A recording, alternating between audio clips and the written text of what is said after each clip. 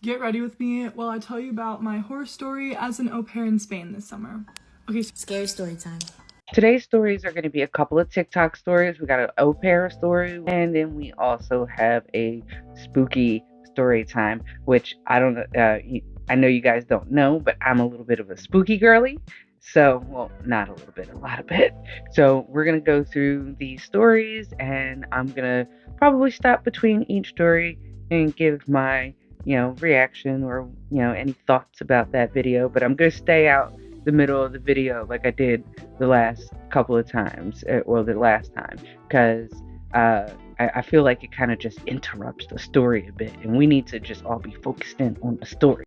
get ready with me while I tell you about my horror story as an au pair in Spain this summer. Okay, so for you that don't know what an au pair is, it's basically a live-in nanny, but abroad. So I did mine in Spain. Okay, my light just died. But basically, I had been searching for months, and I finally came across this perfect family. There were 2 daughters. One was 9 and one was 8. Basically, I had a phone call with them, and they were perfect, so we ended up signing the contract. So I started at the beginning of June. Mind you, I have never been to Europe before, and this was my first time ever flying that far alone. My brother was in Italy, and so I ended up meeting him there, and we hung out for a week before I took my flight to Spain. I landed in Spain, and I took the bus to their town, and the dad ended up picking me up, and he was super nice. He was very welcoming, gave me a hug, and while we were walking to the house, because this is a town where, like, everything is walkable, you don't really take cars. While we were walking to the house, we found out that we had mutuals, which is, like, really crazy to think about because they live in Spain and I live in California. But I knew a family that was going to be in that town that summer. I just randomly like figured it out, and it was the same family, and so it was just like really weird how that all played out. Then the dad walked me to the school to pick up the girls, and I ended up meeting them, and they were both really shy at first, but they were honestly just like super adorable, and I was so excited to be in Spain with them. We walked up to the house, I got moved in, it was perfect. And this is where things started to go wrong. One of the daughters moved in with her sister, so they were sharing a room, and I took one of the daughter's rooms. I took the older one. And so obviously she's not used to that, and she had been living in her own room this whole time and now has to like get up and move her stuff for me. And I think that is where our first issue started. But anyways, the first week went by and it was great, honestly. Like, we had so much fun. I would drop them off at school at like 8, and then I'd pick them up around 4, and I'd have the whole day to myself. I made au pair friends. Honestly, it was great. Then the second week came around. As an au pair, a lot of people know this is just like an au pair rule. But weekends you get completely free. You're allowed to travel, you're allowed to do whatever you want, and that was in my contract. I was able to do whatever I wanted. That Saturday, I went out with my au pair friends, and obviously we went out really late. I came back around like 3 a.m. and honestly, they don't care. I asked them, I was like, do I have a curfew? They're like, no, do whatever you want. Obviously, like, I was quiet when I came back. We're in Spain, you know? Then the next morning, obviously, I wasn't feeling 100% because I'd been out really late, had some fun with the girls, and we all woke up to get breakfast. They made us breakfast because we always have breakfast together on weekends, and they went to go see their horses, so I was home alone for like 3 or 4 hours. They did ask me if I wanted to go with them, and I said no, I'm okay, because I had to plan a trip because my mom was going to visit me because they had a week trip planned, and so I had a week to do whatever I wanted, and so my mom was just going to come. We were going to go travel together. But yeah, so they get home from horseback riding, and the older daughter, comes up to me. Little daughter is on a trip right now, so she's not here. And the older daughter is like, hey, like, can we hang out? Can we do this? Can we do that? And I'm like, oh, okay, like, sure. Even though it was my day off, I went outside and I played with her for like probably an hour or two. And we were kind of just playing soccer, and she started to be mean, so I was like, okay, I'm gonna go in my room. Like, I can't do this right now. So then I go back into my room, and I'm just like hanging out, planning my trip. I'm on the phone with my mom. I end up hanging up on my mom multiple times because she keeps coming in. And she starts like asking me to hang out again. I'm like, oh, like, I just hung out with you. Like, can I have a little bit of time to like just chill with myself? Mind you, I am off the clock. I already spent 2 hours hanging out with her on a day that I'm off, and I get paid $75 a week. That is nothing for a full-time nanny. I guess au pairs just like don't get paid that much. Okay, yeah, so she comes into my room and she's asking me to hang out, and I'm like, okay, like not now, like I'm kind of trying to plan something. And she's basically just like, no, you're not, you're on TikTok. No, you're not, you're on TikTok. I'm like, okay, well, I'm like planning things on TikTok. I was like looking up restaurants and stuff. And she just like did not believe me, and she was like messing with me, and she starts jumping on the bed. Yes, it is her bed, but like in that moment it was mine, and so she's jumping on it with her shoes on, and I'm just kind of like, whoa, like I'm kind of getting annoyed, you know? And then she keeps coming in and out, in and out. And I had like a water bottle that I bought from like the store, just a plastic water bottle. And she comes in and she's like, this is my water. This is my water bottle. I'm like, no, I bought it. And so she like went and told her mom on me, and she's like, Brielle stole my water bottle. And I'm like, no, I literally bought this at the store. I showed her the receipt. Like, she was just really getting on my nerves at this point. Mind you, they are not fluent in English at all. So us translating had to do a lot with like translating on the phone and just like trying to figure out things with like our hands and stuff. Okay, so that goes on for like 4 hours, and I'm not kidding. Like her just like trying to hang out and stuff. And I get mad, and I'm like, okay, can you please leave? And she's like, no. And I'm like, no, like please, I'm doing something, like, can you please leave? I'm being very polite. Mind you, she's still accusing me of things, and I'm just getting really annoyed. And so finally, I should have never done this, but I was just like, out. I pointed my finger and I was like, please leave, I'm doing something. And she basically said, okay, if you can't hang out with me now, I'm gonna tell my dad that you can't have dinner with us. I was like, sure, go ahead, like do that. Mind you, I had today completely off. Like this day I had completely off. I could do whatever I wanted. I could rot in my bed, I could go travel, I could do whatever I wanted. So then she leaves. And a few minutes later, I get a knock on my door, and it's the dad, and he's like, Brielle. And I was like, oh, hi. And I open the door, and he lays it on me. He starts yelling at me. He's like, how dare you disrespect my daughter like this? You are a part of this household. You need to act like it. And if you don't want to act like it, we won't feed you. And so I'm like, whoa, okay. And I'm not dramatizing anything. Like, this was a full ass, like, he was yelling at me. And so I was like, whoa, okay. So I like went back into my bed. This, like, it was like probably like a 2-minute like lecture, and I had like anxiety rush all the way down my neck. Like I have photos of it, and I was just like stressed, like literally like shaking. I would never been like yelled at like that before in my life. So like I called my mom and I was like, what the actual hell just happened? And she was like, oh my God, that is not okay. And I'm like literally crying. I'm like, holy crap. And so I pretty much stayed in my room for the rest of the day because I was like genuinely scared of the dad, and the dad had to go on a work trip the next day for the next week, so I didn't have to see him. But yeah, him yelling at me was the start of all the problems. And so that was on a Sunday. So the next morning I wake them up to go to school. Mind you, I'm doing this all by myself. The parents are getting ready for work, and sometimes they even leave before I get the daughters up.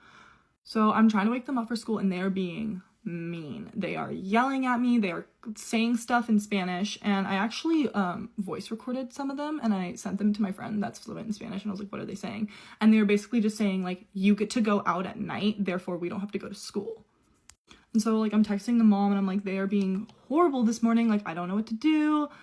And she was just like, it's okay if they're late, like that's fine. Like I don't even know what ended up happening. I get at some point they both got up, and the older daughter left and went to school and didn't say a word to me because the older daughter can walk alone. Okay, and then so basically for the next 2 weeks, stuff like that was happening. I am like running out of time, so I'm gonna make a part 2. Okay, so I had to move my computer over because it sounds like it's about ready to take flight. But I just finished listening to this au pair story, and oh my goodness. So I went through also some of the comments, and there were some questions in the comments. It seems like that there is a part 3. I'm not going to go through it though because it's already long, and it's just clarifying more incidents that happen. And I don't really think that for me anyway, I don't need any more incidents that happen. The dad yelling at her in the first place was wild. No, you should not be treating babysitters, au pairs, nannies, anybody that way. To treat someone who is taking care of your kids, and especially if they're taking good care of your kids, to treat someone like that and then to say, we're not going to feed you, like, That is wild to me. And that right there is enough of a situation. Never mind the creating the power imbalance. And then now, because the dad yelled at the au pair, now she feels like she doesn't have to listen to the au pair and starts acting wildly. If you have a question with what's going on with, or how someone treats a situation, you don't talk about it in front of the kids. You pull that person aside, especially if that's someone that the kid is supposed to be respecting their authority. You take them aside and, you let them know, like, hey, I don't really want to do that with my kids. We're not going to go that route, blah, blah, blah. This is how we would appreciate if you would handle the situation. I, definitely have had those conversations with the babysitter that we have. And of course, because I approach it respectfully, she's perfectly fine with how we handle it.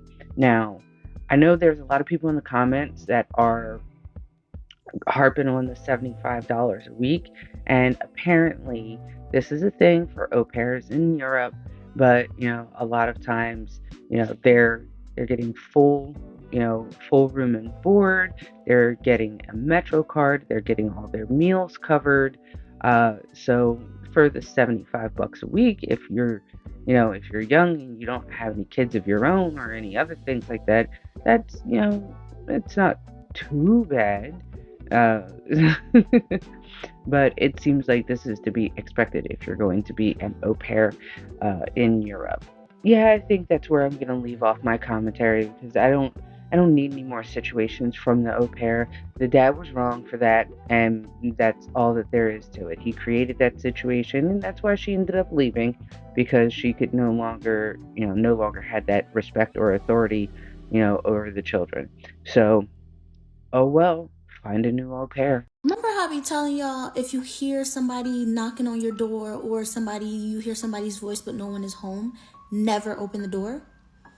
Scary story time.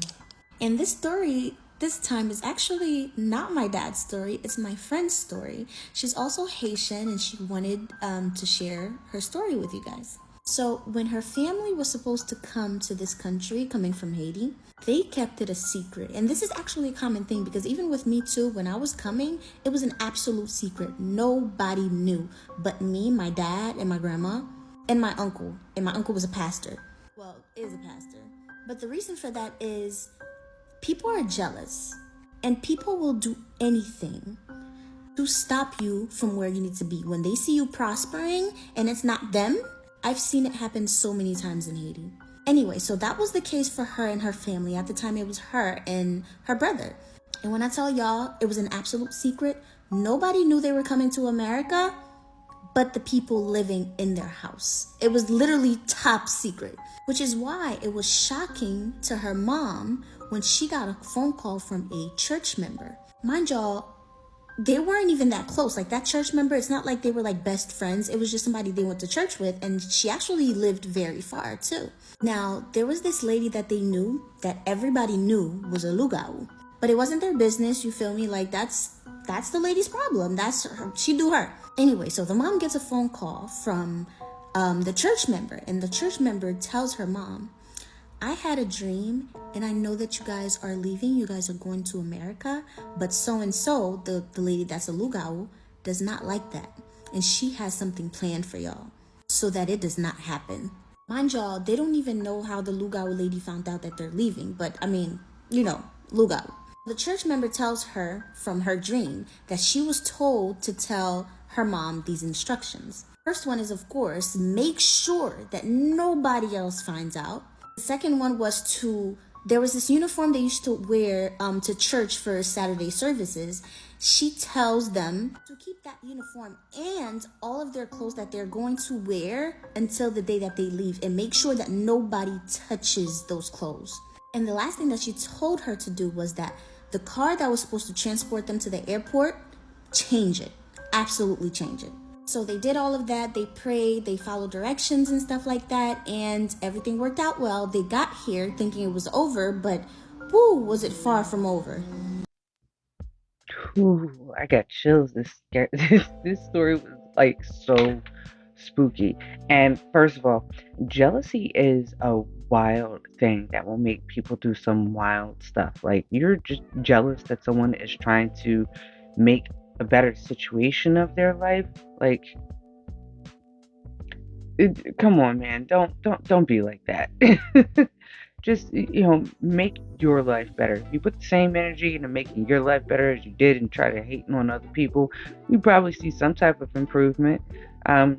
But the whole with the doors knocking and the scratching and the prayer and stuff like that. Now, I'm gonna let you know my family is a bunch of prayer warriors. I may have some different views, but the rest of my family are very not fundamentalist Christians, but they are some prayer warriors. Um, and I'm not going to say that prayer doesn't work.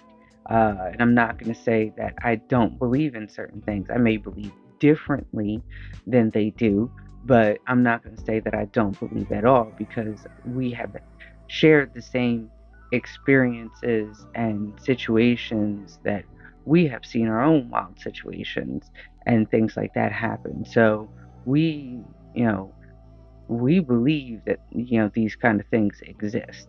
Um, and for people to say that that it doesn't exist, to me that's just like, okay, well, we don't even know 100% of, like, what's going on in the ocean, let alone what's going on for the full entirety of Earth.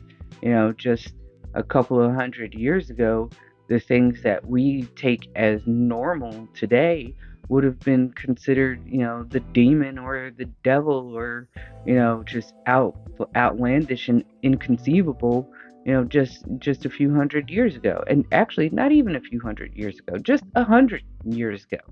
You know, so who knows what we'll discover in the future, and, like, what will become more common knowledge, rather than just, you know, we have a concept of this thing, and we know that some people have experienced these things, but we can't quite prove it yet.